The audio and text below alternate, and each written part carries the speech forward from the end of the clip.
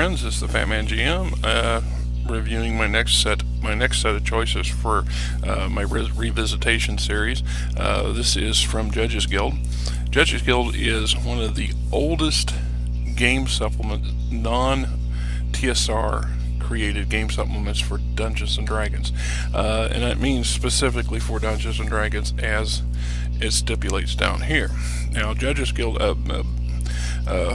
Mr. Bedislaw and Mr. Owen, back in the early 70s, when the first inclinations of D&D showed up, and a couple other predecessors of D&D, which I can't 100% be sure of the name of those. Sword and Sorcery keeps popping up in my head for some reason, but we know that the late 60s, early 70s was when we seen the beginning of the role-playing games, tabletop versions and war games and things like this started to gain traction, and then somebody came out with the versions that could be playable as player characters as opposed to a general pushing tokens across the map. The individuals come up with some ideas that the original early creators that worked for TSR had not thought were necessary and or hadn't saw the potential or value at the time. Things like monster manuals and treasure guides and things like this. And the foresight of Mr. Bledsoe and Mr. Owen led to the creation of a bunch of supplements that are playable for not just Dungeons and Dragons, but for a number of other game systems that were quite popular in the era and that were coming out in the era. Some of these, I don't know if this one, yes, here's a list of some of the examples. Things approved for AD&D, things approved with D&D. Of course, this was added. This was 1977 when this particular book was published. Approved for the use with Traveler, with RuneQuest, Gateway. Approved with Chivalry and Sorcery. That's the one I keep thinking of. Tunnels and Trolls. Another one that I never got into that one, but a friend of mine did. And approved with use with Superhero 2044, which I never heard of. Empire of the Petal Throne. I heard of that one, but I never acquired it and I never played it. And Villains and Vigilantes. So, you can see how far back some of this goes. The company itself produced several hundred supplements for various game systems, and most of those are still available on PDF. The company, Judges Guild, still has a website out there. You can acquire some of this stuff through their website. You can probably get it through drive-through RPGs and other sources on the internet. Isn't the internet a beautiful thing compared to back in the day? You either found this in a store, or you didn't, or you heard a rumor of it and you rode away to someplace that still had one, and you tried to get it through the mail. It's a peachy keen thing. One of the things that drew me to, especially, that's the fat cat having her getting rid of all of her morning fur. Better there than on Mama's shoe. Okay, that's the second time I've had to clean up after her this morning, or will anyway here in a minute. One of the things that attracted me was the city-state system. These are quite elaborate. Why are you just, no matter what I did, still wanted to do that. You okay? Yes. At least it's just water. She ain't got nothing in her belly. She's got water in her bowl. She's got food in her bowl, dry food, but she doesn't want that. She wants her morning wet food, and she won't get that till 10. So get rid of the hairballs. Back to what I was saying. I was attracted by the large city-state books to begin with, and then I got into the maps, and the maps are what really drew me. You can see a couple examples of this. There are literally 2 score of these things. The average set came with, like this one, it came with, I don't know what it say, it came with a large 28 by 22 inch Judges Guild map, and then players maps of the city-state. So there were several of these. This looks like part 1 of them, and then there's this regional set of maps that each one is almost 2 by 3 feet. The measurements are not exact, but here's an overview. You could see we're talking 18 of these maps that all interlinked. This particular map sitting here is an example of one of those, and you can literally see the size. It covers my table. You can also see why some of my maps never made it. They went into storage decades ago, and I didn't do a good job of preserving them from the critters, and the mice got into some of them, and you know, what can you do? You know, it chewed right through. And this is an example of one of the larger maps. It literally covers my table, and these maps are what began my love of maps and for gaming material in the for the first.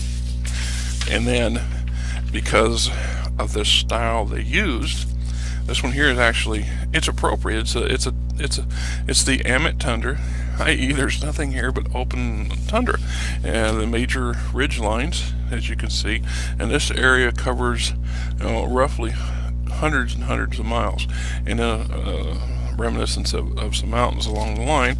And then on the back of the map we have Campaign 11, which is more or less an archipelago. I can't pronounce it. You know, a whole slew of islands. So all these little islands. So this is all water. And then, unfortunately, I don't have right handy one of the more detailed maps containing land features, but they used an older style, and between the hexes, which were common then. That was common game maps for use in playing, and the type of material the patterns they used to designate things like trees and hills and stuff like that. What are you doing? Our cat is a weird cat. This is nasty, or this weird habit of wanting to pretend like she's chewing on plastic. You stop that. I don't like it when you do that. I know you're not eating the plastic, but you just look strange doing that. I do not know why the cat does that. If anybody knows, please, by all means, tell me why my cat's obsessed with pretending like she's eating things that she's not. It's just other than to freak me out. Anyway, the Invincible City of the City. And then they came out with, these are, and I will review these individually, but these basically are the guides for those maps themselves and go into quite a bit of detail. Now, keep in mind that these are very old style layouts. They're still applicable to D&D, AD&D. They're easily convertible to the D20 system, even though this was based back when THAC0 was the thing, and everybody loves to hate THAC0 for reasons I'm not overly concerned about. But the stuff's still viable. And one of the things, and I've said this in a video or two in the past, I really like about having these, and like I've often said, I should call myself the lazy GM, and having this and its sisters like the city of Tarantus and the two-part city of Tarantus and the three-part city-state of the Invincible Overlord, which is over here on the couch, and I will review in time, that is literally thousands of pre-made encounter locations for cities and towns of any size. So I can flip through, and that's what the lion's share of what this particular book and most of its sister books are. And so we're talking the city-state of the Invincible Overlord. We get a little bit of chronology and information on the town itself, but the city itself and its creation, but not a huge amount. Like I said, this is the revised version too, so this isn't even the original. This states the revised edition, so this would have been a second edition version, more appropriate for AD&D. The original version was in 71 or 72. And don't quote me on that date because I'm not 100% sure on it. But we got Bob Bedslaw and Bill Owen, art by Ken Simpson and Ed Perry. And special thanks to Norman Bedslaw for long hours of typing and inspiration. Isn't that the lion's share of the work has always got to do with the grunt work on creating things like this. We've got some basic information surrounding the city. Then we get into the actual city itself, and we're talking the region around the city. Fear is the fraternity for the eradication of armored riffraff. That's their words. Fear seeks to compel fighters below 4th level to forego wearing plate armor. Then we got the barbarian Altanians, nomadic tribesmen who roam the lands of their more advanced ancestors, same as nomads. See D&D Book 3. See, now those are references. They have references in here for looking at supplement books for D&D that D&D did not create, that these people created for D&D, like D&D Supplement 4, creative titles, right? With the permission. And there's an interesting history. I looked it up. Bob Beslaw went to talk to the owners and chief people at TSR back in the day, and with the idea of getting them to help get on board with publish these things under TSR logo. TSR decided to pass on that, but they even then had the foresight to allow these people to produce these things with with their knowledge and their approval. See, as their official playing aid proof for Dungeons and Dragons, but not created by Fantasy Game Systems, or Fantasy Game Systems not included. It means the rule books are not here. Created by Judges Go, but with the permission of the verbal permission of the TSR people. And it was later that TSR got on board with creating a lot of the material that these people got a jump on. So it's just interesting. And if you can get any of this stuff, it's worth looking at. It's very interesting. It's good to see the roots of where our games come from. If you may or may not find value in them, that's neither here nor there. Now, on a nutshell, every location gives it its name, gives us the primary, perhaps the shopkeeper, a primary person's name, their class, and all their stats. So if we run down the list, we've got the class with magic user, neutral alignment, 5th level, 12 hit points, 9 AC, the social level is 7, strength is 10, intelligence 15, wisdom, con, dex, charisma, and their primary weapon at any given time is a dagger. And in a city setting like this, you're going to find that most people don't run around with heavy armor and heavy weapons, although there are some exceptions to the rule.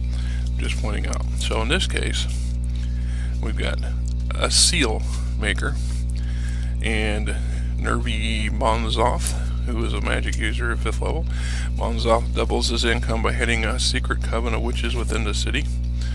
That's an interesting magic user who's a warlock. As a warlock, he receives gifts totaling 280 gold pieces per month, in addition to his income from the gold seals. 160 gold pieces, silver seals, 70 gold pieces, and wooden seals are 15. So he does in gold, silver, and wood. He has an invisible room.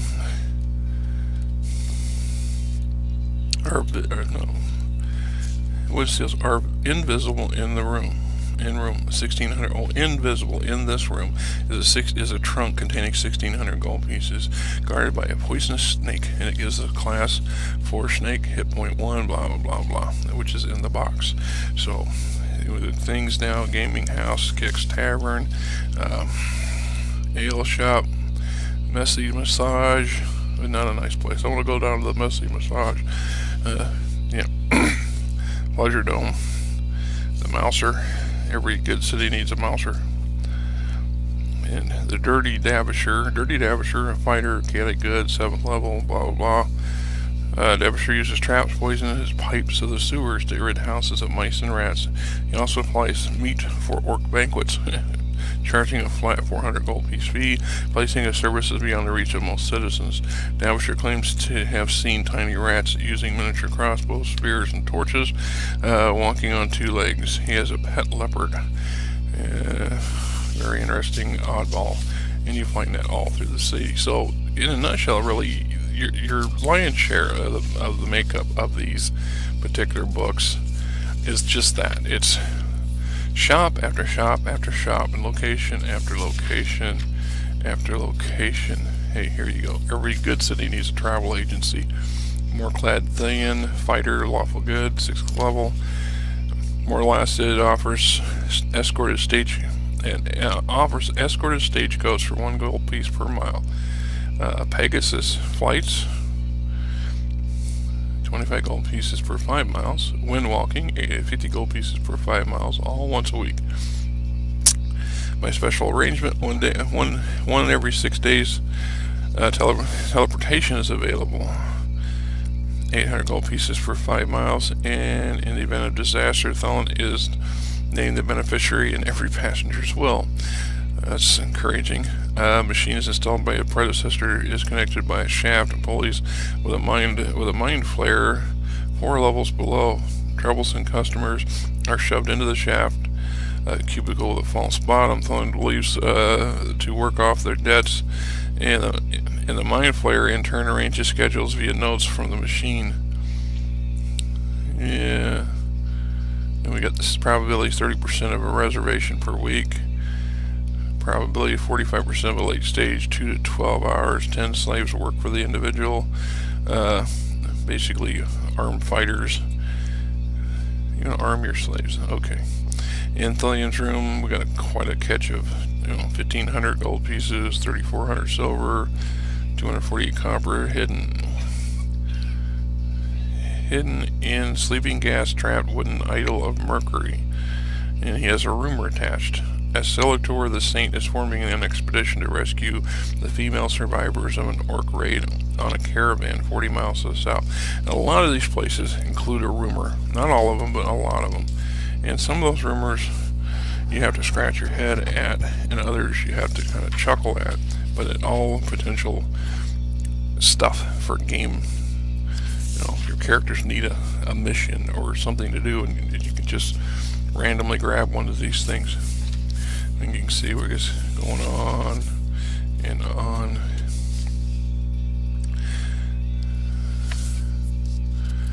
The Red Axe Inn. Thesry X Orc Slayer Fighter, 6th level neutral. Hates orcs with particular viciousness, having lost his family in an orc raid. Rooms are 5 silver per week. Crocodile steaks are 1 silver. Meat 2 copper. 6 slaves, 4 maids, and a cook. All work here. Throws at place 1 silver piece for orc heads secretly. Customers are guardsmen, hunters, and trappers.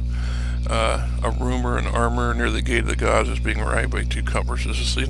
That's one of those references I'm referring to. How convenient and how fast. This guy's on the other side of the city from this location, and he hears a rumor that these people are being robbed at that moment. So, by all means, hot-footed over there and try to get in the way, if you can. Sorcerer's Supply House, the She-Devil Tavern. And we got the Hellbridge Temple. Got quite a bit of information on that. So the suborder of the Temple of Thoth. This temple's hegemony is protected by the Covenant of Rain by order of the Overlord.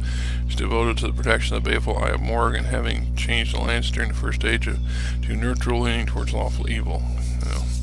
Pirates Cove Inn, Warehouse,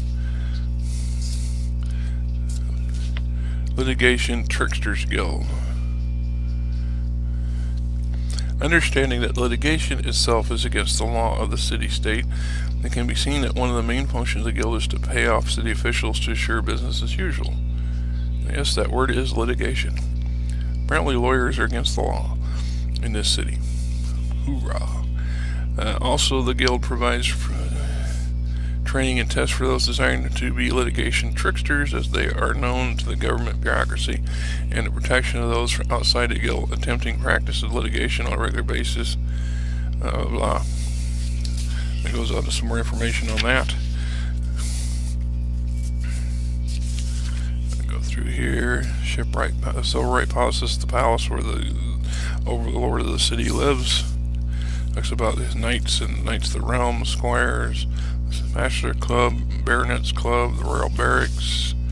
Quite a bit of, this guy keeps a pretty significant military force. This is a large city, and I don't think it outright stated in here, but somewhere I remember reading at some point the city potentially has 200,000 or 300,000 people living in it, maybe more. The larger city is the city-state of the Invincible, or the World Emperor, and that's in a million plus. It would be the equivalent of Rome. in its day. I only think, historically speaking, in our real world history, when you go back in the ancient times, there's only a handful of cities that were reputed to had populations in the hundreds of thousands and more at various times in the history. Rome was one. I think the capital of, or what would have been Mexico City at the time, was quite big, and a few others in the east, but not nearly as big as a lot of people assumed they were. And we got more information. Sailmaker, Nets, Sea Captain for Hire, Wizard's Keep, Southern Keep. And then, like I said, I mentioned this when I was talking a review the other day, and there are certain things in these older game systems that are not socially acceptable to today's standards, or would raise more than an eye in some situations. So you have to take that into account, that this was a different time, a different era, and not necessarily a thing to be burned at the stake like some people would like to do. In this case, we got a section on women, and they're not exactly what you think, but they do have some questions. But it says the following tables are used upon encountering women to determine the presence of any comrades. Regardless of the type encounter, a successful repartee usage will allow a check for the woman's inclination toward a player.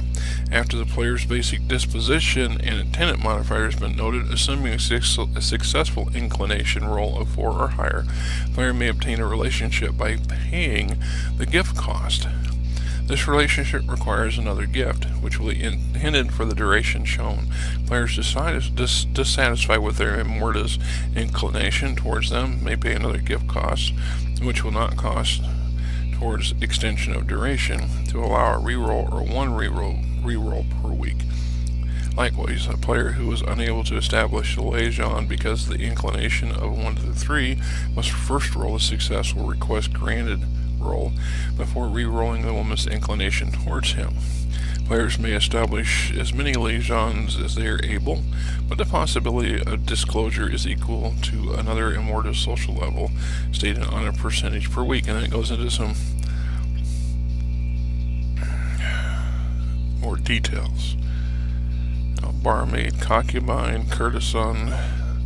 It's a barmaid, concubine, the common law wife, excluding nobles, courtesan, loose dame, goddess, houri, Houri, shrew, vocal feminist, adamantly pure, vixen, always capricious by inclination, and so on and so forth. So you've got even the ability to roll up what they look like, their stature, skin color, charisma, heroic proportions, bust and waist. I'm just saying, right? I'm just saying. More said. Council of High Treason, Commoner's Calendar. A nice section here on beggars. Characteristics use. This was a nice little piece back in the day because I think I used this, and we have house rules now that cope with things like this, but occasionally a player will claim his unusually high ability would allow him to attempt an extraordinary, if impossible, task, like bending iron bars. Almost as often, a player who belongs to below average abilities will want to try the same thing. We offer the following simple guideline for handling such cases. At judge's option, a player may attempt the task, be successful if he rolls an ability being tested by as a percentage or less. For example, a fighter with a strength of 15 attempts to roll back a large boulder. Rolling at 14%, he would be successful. If a player testing the ability other than his prime requirement, a failure result will end his attempt altogether. However, a player testing his prime requirement may keep trying, that is, keep rolling regardless. However, upon any roll that doubles regardless of success or failure, the player is considered to have strained himself. So if having restrained himself, he can no longer test that ability for 1 to 4 days. Also, his hit probability is reduced by 1. So, you could pull your back, wear yourself out. On extremely difficult tasks like bending iron bars or figuring out a maze, more than one successful result should be necessary before the entire feat is complete. Those bars bend 1 inch at a time as an example. Tests involving intelligence or wisdom might require many turns per attempt. And then we got some outlying areas here. This one here is the guidelines to Thunderhold, the castle of the Dwarven King, which is located quite a bit to the north of the city. And information on the location, some key miscellaneous dwarves, shops and taverns and things like you would find there. We got the Oracle of Bobatis, the Tribunal of Chaos. I'm not going to go into detail. We got maps for the Undercity, the dungeon levels and stuff below the city. Guards and garrison troops. Shock recovery, special encounters. Special occurrences. The cavalry call to arms excluding knights. An epidemic outbreak in the common quarter. Gladiator festival today. Jailbreak. Weapon or horse confiscation. Probably wanting his character stated as a percentage. Vigilantes are searching for special victims. Result of capture. Tar and feather. Hung upside down from a lamppost. Facial disfiguration. Beat unconscious. Huh? Some nasty stuff there. General guidelines. Military. Offensive locations. Yeah, attacking with words. That's offensive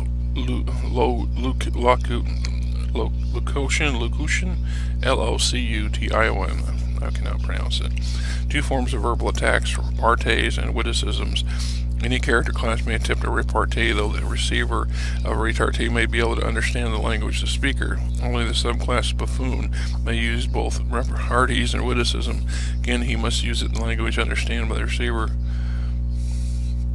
Yeah, there's some mention about that somewhere else in here too, that in the city-state, the world overlord, certain verbal communications are offensive enough to get you in trouble with the law. Basically, you're trading insults with an opponent before, in lieu of physical combat, or with the intention of citing physical combat, like a duel or something. Then we got a section on poison, a buffoon. A subclass of fighter. A buffoon's prime requirement is charisma, which must be below average. You have to have below average charisma to be a buffoon. In addition, his strength must be below average and wisdom above average. He automatically succeeds in a repartee unless surprised. There you go, Rob. You talked about your character, about the character for 2000, Twilight 2000 Part 2 or 2nd edition, where you had almost no strength and no, yeah, almost fits the character of that buffoon. Yeah, the first level is a fool, second level a clown, 4th level a jester. Alright, you don't see that in the mainline stuff.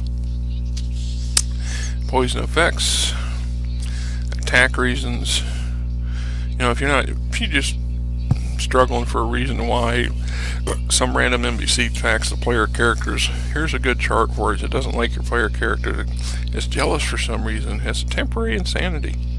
He's lust.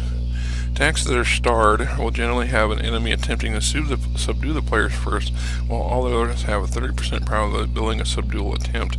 It's important to note the intelligent monsters will not attempt an attack on a superior party, being content to lob a cobblestone instead, perhaps. I could think of other things they could lob to be honest, other than a piece of the rope.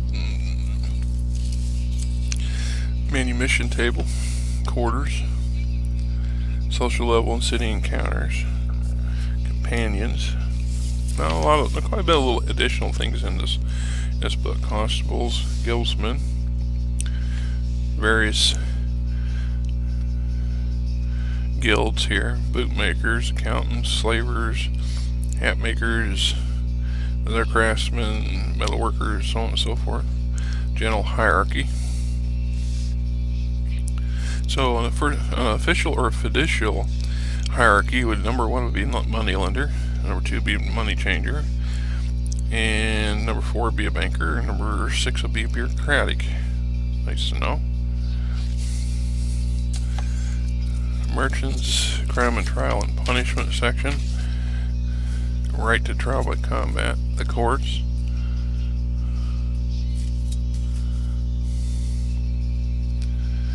Verdict and punishment, you can roll randomly using a d20.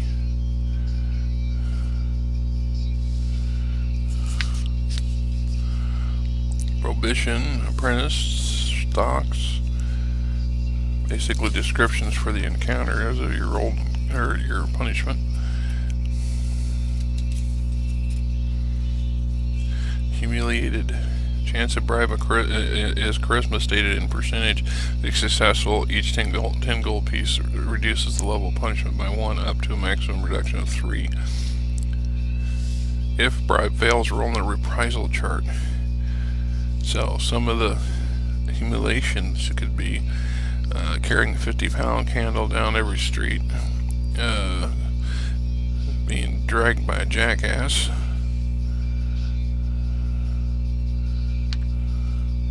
public dunking, loss of station, branded as a coward, advertising in the city,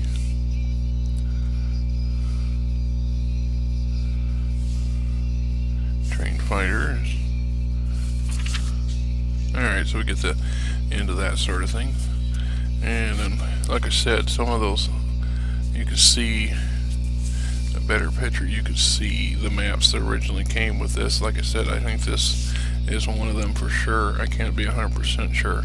And then here's the maps that come with. There's a much more detailed regional map that really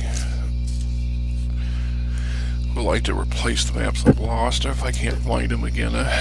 That's the problem. It moved several times. Stuff went into storage a couple times. One time it was in storage for a considerable period of time. Some of this stuff actually got put into a metal chest, a footlocker that got stuck up in my mom's attic, and I hadn't seen for 20 odd years, to be honest, 25 years. You know, when we were cleaning out the attic, it was just dumb luck. I stumbled across it, and this was one, where we got some of that rodent damage, and unfortunately a number of them that were not in the metal box actually saw much worse damage and were not salvageable. The city-state the World Emperor, city-state the Invincible Overlord, which I have both, and I have pretty much all these here, and we will review them as we go. Some additional maps, dungeon maps in color and not so color.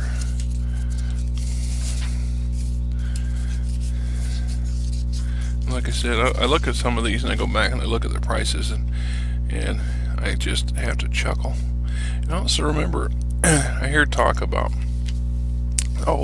the big fancy, what is it, these card aids for helping create dungeons or encounters and things like this that are big things now. But if you go back to the 70s, and what am I looking at? Dungeon tactical cards.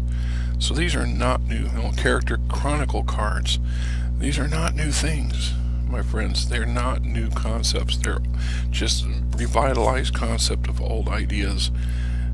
I'm just saying. But things like the Village Book 1 and 2, Mines of Constellation, Books of Treasures, or Books of Treasure Maps, The Sword of Hope, Tower of Evolution, City-State of the World Emperor, which we have, Spies of Light Elf, Unknown Gods, Books of Treasure Maps. And then we got, like I said, there's just so much stuff. And a lot of these, the tactical cards were $1.50.